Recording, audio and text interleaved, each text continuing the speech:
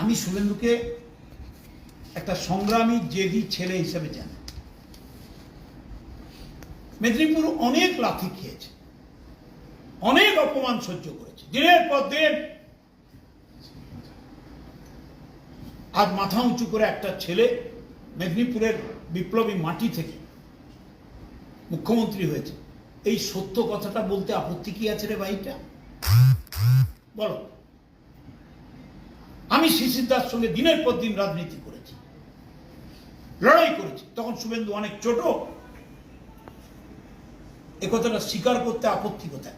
তিনি একটা দলে গেছেন, আমি কংগ্রেসে ছিলাম, আমি একটা দলে এসেছি, হতেই পারে। তার মানে কি এই প্রতিদিন মানুষ মেয়েকে অপমান করতে হবে? বলুন আপনারা। পরশুদিন একটা প্রেস কনফারেন্স করেছেন সম্মানীয় বিধায়ক অমল বাবু। তিনি কি বলেছেন? মানুষ মিয়া তার পাপে হেরেছে। আরে উনি কি আমার তৃণমূল কংগ্রেসের ব্লক প্রেসিডেন্ট নাকি? না জেলার অজিত মাইতির জায়গায় আবার ফিরে এসে বিজেপির এমএলএ এবং তৃণমূলের জেলা প্রেসিডেন্ট? কোনটা? ওর কি অথরিটি আছে তৃণমূল সম্বন্ধে অ্যানালিসিস করার? উনি বিজেপি নিয়ে কাজ করুন না। ওর পাশে বিজেপির কারা কারা আছে দেখুন। অমূল্য মাইতি তো ৯,০০০ ভোটে হেরেছিল ২১ সালে। বাস্তব তো এটাই, অমূল্য মাইতি এবারে প্রার্থী হয়নি, উনি হয়েছেন তৃণমূল থেকে গিয়ে। আমরা তো সে কথা বলছি না। উনি আমার তপন হাজরাকে কলঙ্কিত করার চেষ্টা করছেন। এই তো তপন বাবু বসে আছেন, আমার রেসপেক্টেড লিডার। ২৬টা কেসের আসামি সিপিএম এর হাতে, তৃণমূলের হাতে। এখন তারা বিজেপি হয়ে গেছে। সব সিপিএম এর ডান্ডাবাজ, একেবারে হারমাদগুলো সব বিজেপি হয়েছে ১২ নম্বর অঞ্চলে। খবর নিন। আমি আপনাদের কাছে হাত জোড়ো করে একটা অনুরোধ করব, আমার ভাই সম্বন্ধে কথাবার্তা বলেছে, এগুলো উস্কানিমূলক নয়।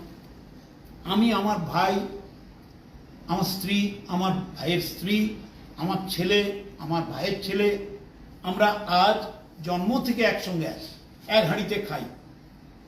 তাকে উস্কে দিয়ে মানুষ মিয়ার সঙ্গে বিকাশ মিয়ার ঝগড়া লোককে বোঝানো, দেখছো বিকাশ মিয়া কি কিরকম খারাপ দেখে গো। তপন হাজরা কত ভালো ছেলে, তাকেও নাকি মানুষ ভুঁইয়া গালযোগ করেছে। এই যে মদনপুরে কি বলছে, সে নাকি অমল পান্ডার প্রোডাক্ট। অমল পান্ডার প্রোডাক্ট না দলের প্রোডাক্ট। ওর ঘরে জন্ম থেকে বন্দে মাতরম শুনছি, পড়ে গেল। সে মানুষ মিয়ার প্রোডাক্ট না অমল পান্ডার প্রোডাক্ট না রক্তের প্রোডাক্ট বন্দে মাতরমের প্রোডাক্ট? সে কি বলছে? দিলীপ দাস পাল, আহা হা কচি ছানাটা, তাকে কি গাল দিচ্ছে গো।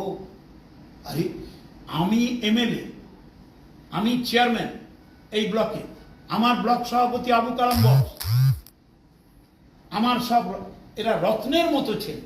১,১৫,০০০ ভোট দিয়েছে আমাকে। ইভিএম এর গন্ডগোল, কাউন্টিং এর গন্ডগোল, সেন্ট্রাল ফোর্সের হুজ্জুতি, তারপরেও ১,১৫,০০০।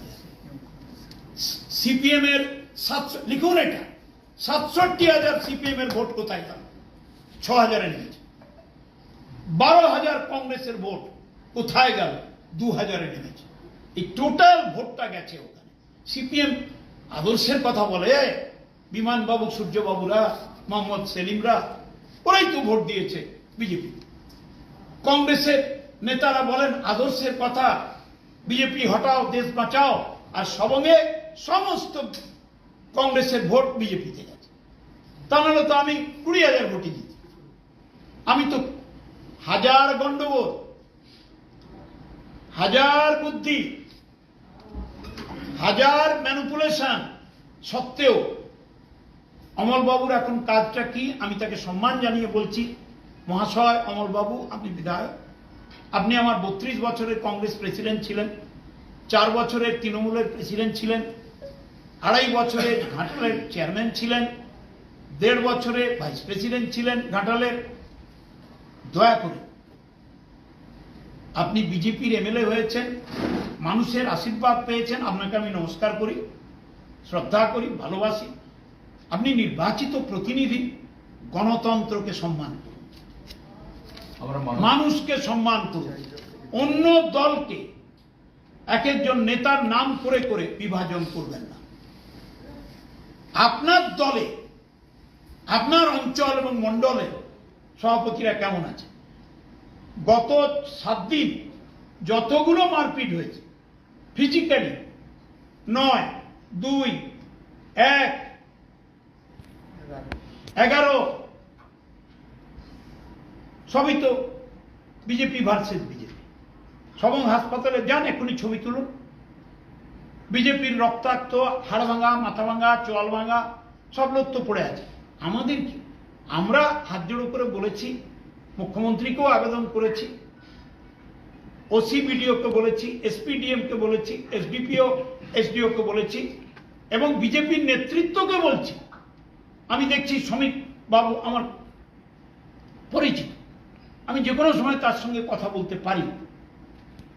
আমি মুখ্যমন্ত্রীর সঙ্গেও আবেদন রাখতে পারি, কিন্তু আমার লিমিটের বাইরে আমি যাইনি। আমি আমার লিমিটের মধ্যে অমল পাণ্ডাকে মহোদয়কে বলেছি, বিধায়ককে, অমূল্য মাইতি ওদের সর্বোচ্চ নেতা এই ব্লকে, তাকে বলেছি। আমি ওসিকে বলেছি, বিডিওকে বলেছি, এসপিকে বলেছি, ডিএমকে বলেছি যে দেখুন 26টা পার্টি অফিস ভাঙা, দখল করা, জিনিসপত্র পুড়িয়ে দিয়েছে। 13টা পঞ্চায়েত আমাদের, 3টা পিংলার আমাদের। আতঙ্ক ভয়ে তারা যেতে পারছে না। অমল পাণ্ডা গেলেন আদিবাসীদের একটা প্রোগ্রামে, 3 নম্বর অঞ্চলের অনন্ত সিং তার গাড়িতে গেল অন্য একটা মিটিংয়ে। কি অপমান তাকে করলো গো! তা আমাদের দোষটা কোথায়?